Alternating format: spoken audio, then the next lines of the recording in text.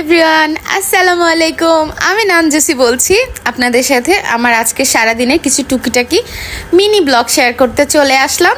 আর এই যে আমি সন্ধ্যার সময় ইউটিউবের লাইভের জন্য রেডি হয়েছিলাম। আপনারা ইউটিউবে কিন্তু কে কে গিয়েছেন বলেন তো। আর এইখানে আমার কিছু সকালের ক্লিপ। আমার আজকে মোটেও ভাত খেতে ইচ্ছা হচ্ছিল না। আমার প্রতিদিন কেন জানি মনে হয় যে ঘুম থেকে উঠে কি খাবো।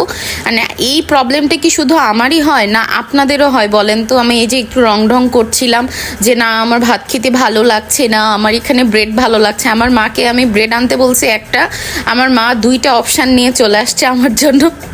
আর এইখানে আমি ব্রেডগুলো বের করে নিয়েছি। আর এই যে আমি এখানে ডিম ছেড়ে দিলাম। আসলে ব্রেড টোস্টটা কিন্তু আমরা মোটামুটি সবাই পারি, এটা দেখানোর মতো কিছুই নাই। আমি জাস্ট আমার সকালের কিছু ক্লিপ আর সারাদিনের কিছু টুকিটাকি ক্লিপ আপনাদের সাথে শেয়ার করছি।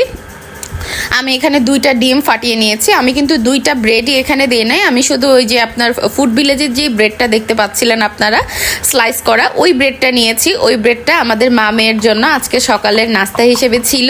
সকাল বলতে ওইটা তো আমি তো দুপুরবেলা উঠি, আমার ঘুম থেকে উঠতে মোটামুটি দুপুর হয়ে যায়। অর্ধেক মানুষ ঘুম থেকে উঠে চলে যায়, তখন দেখা যায় যে আমার যে সকাল হয়। আমি কেন জানি এইরকমই বুঝি না। আমি এইখানে আমি বসিয়ে দিয়েছি কড়াই। আমি খুব সামান্য তেলে আজকে ভাজি করব। আর ভিডিওর লাস্টে কিন্তু একটা আপনাদের জন্য চমক আছে, তো ভিডিওটা না টেনে লাস্ট পর্যন্ত আপনারা দেখতে পারেন। আর এই যে আমি এখানে ব্রেড দেখাচ্ছিলাম, আমার কড়াইটা এখানে তেতে গিয়েছে একদম, কড়াইটা গরম হয়ে গিয়েছে।